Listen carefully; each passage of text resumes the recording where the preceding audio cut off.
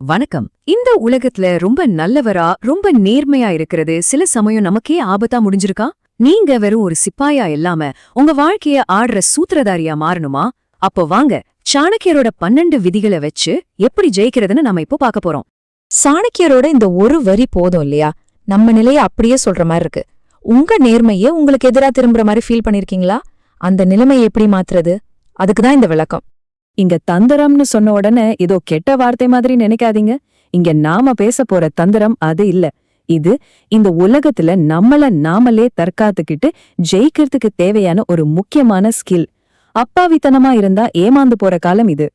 இதுதான் இந்த உலகத்தோட மிகப்பெரிய முரண்பாடு. ரொம்ப நல்லவங்கள தான் எல்லாரும் ரொம்ப ஈஸியா ஏமாத்துறாங்க.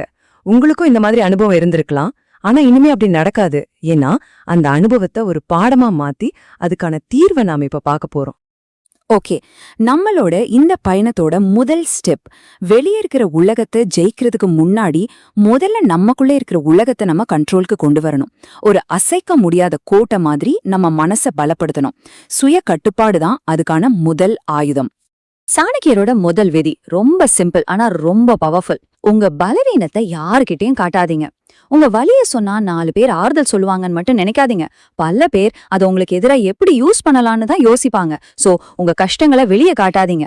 அதை உங்களுக்குள்ள ஒரு நெருப்பா மாத்தி அதுல இருந்து உங்களுக்கான பலத்தை உருவாக்குங்க. பலவீனத்தை எப்படி கட்டுப்படுத்துறோமோ அதே மாதிரி நம்மளோட அவசரத்தையும் கட்டுப்படுத்தணும். அதுதான் 6வது விதி, பொறுமையோட சக்தி. யோசிச்சு பாருங்க, அவசரப்பட்டு எடுக்கிற ஒரு முடிவு வாழ்க்கை முழுக்க நம்மள வருத்தப்பட வச்சிடும்.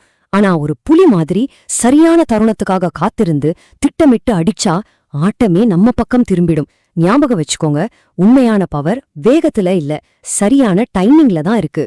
சரியான நேரத்துக்காக காத்திருக்கணும்னு சரி, ஆனா அதுக்கு முதல்ல நம்ம மேல நமக்கு நம்பிக்கை வேணும் இல்லையா? அதுதான் 10வது விதி.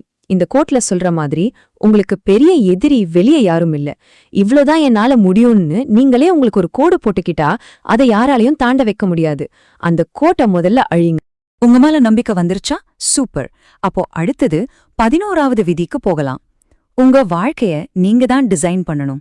யோசிச்சு பாருங்க, உங்க வாழ்க்கையோட கதையை நீங்க எழுத ஆரம்பிக்கலன்னா வேற யாரோ ஒருத்தர் அதை எழுதிட்டு உங்களை அதுல ஒரு சைடு கேரக்டர் ஆக்கிடுவாங்க. அது தேவையா? உங்க கதைக்கு நீங்க தான் ஹீரோ, டைரக்டரும் நீங்க தான். சோ கண்ட்ரோல உங்க கையில எடுங்க. ஓகே, இப்போ நமக்குள்ள நாம ஸ்ட்ராங் ஆயிட்டோம். ஆனா ஆட்டோ வெறியதானே இருக்கு. சோ மத்தவங்களோட பழகுறது எப்படின்னு தெரிஞ்சுக்கணும். நம்ம தொடர்புகளை எப்படி நம்ம கண்ட்ரோல்ல வச்சுக்கிறது, நமக்கான மரியாதையை எப்படி உருவாக்குறது, வாங்க பார்க்கலாம். மத்தவங்க கூட பழகுறதுல ரொம்ப ரொம்ப முக்கியமான ஒரு விஷயம் நம்மளோட வார்த்தைகள். 2வது விதியும் 7வது விதியும் இத பத்தி தான் பேசுது. உங்க நாக்கு அதுதான் உங்ககிட்ட இருக்கிற மிகப்பெரிய வெப்பன். அதே சமயம் அதுவே உங்க மிகப்பெரிய எதிரியாவோ மாற வாய்ப்பு இருக்கு. எப்படின்னு கேக்குறீங்களா? கண்ட்ரோல் இல்லாம படபடன்னு பேசிட்டே இருந்தா உங்க மரியாதையை நீங்களே குறைச்சிக்கிறீங்கன்னு அர்த்தம்.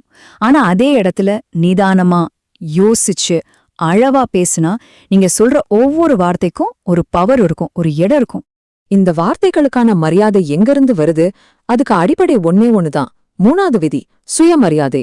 சிம்பிளா சொல்லணும்னா, மத்தவங்க உங்களை எப்படி நடத்தணும்னு நீங்க எதிர்பார்க்கறீங்களோ அதுக்கு முதல்ல நீங்க உங்களை எப்படி நடத்துறீங்கன்றதான் முக்கியம்.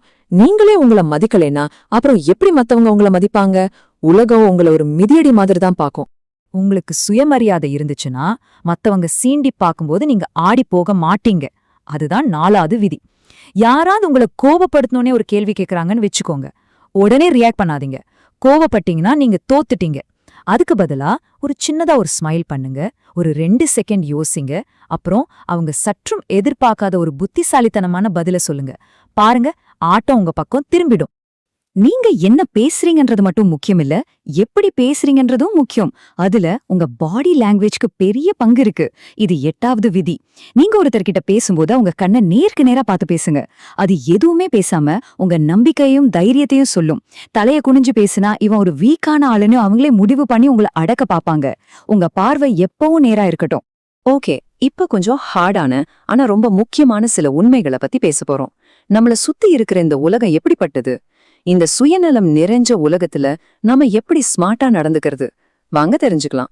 முதல்ல இந்த உலகத்தோட என்ஜினை நாம புரிஞ்சுக்கணும். 5வது விதி, கேட்க கொஞ்சம் கஷ்டமா இருந்தாலும் அதுதான் உண்மை. இந்த உலகம் சுயநலம்ன்ற ஒரே ஒரு இன்ஜின்ல தான் ஓடிட்டு இருக்கு. பெரும்பாலான உறவுகளுக்கு பின்னாடி ஒரு தேவை இருக்கும். இத நாம ஏத்துக்கிட்டு மத்தவங்களோட நோக்கம் என்னன்னு புரிஞ்சுகிட்டு நடந்துகிட்டா நாம ஏமாற மாட்டோம். அதுதான் புத்திசாலித்தனம்.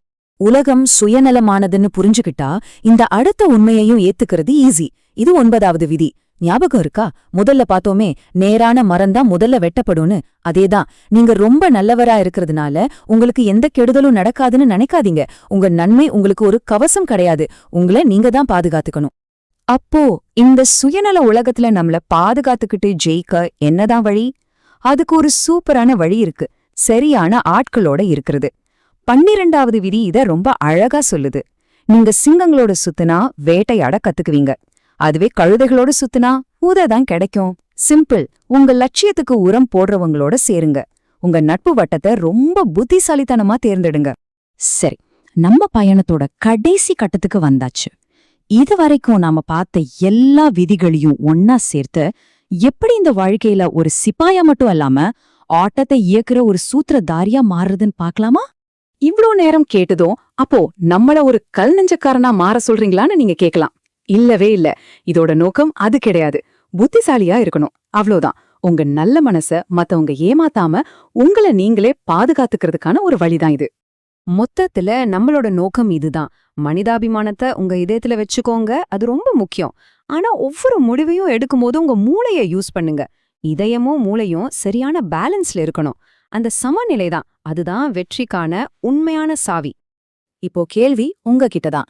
இங்க கத்துக்கிட்ட பாடங்களை உங்க வாழ்க்கையில செயல்படுத்தி உங்க வாழ்க்கையோட கண்ட்ரோலை உங்க கையில எடுக்க நீங்க தயாரா? பதில் உங்க மனசுக்குள்ளதான் இருக்கு. இனியும் ஒரு சிப்பாயா இருக்காதீங்க. உங்க ஆட்டத்தோட சூத்திரதாரியா மாற வேண்டிய நேரம் இது.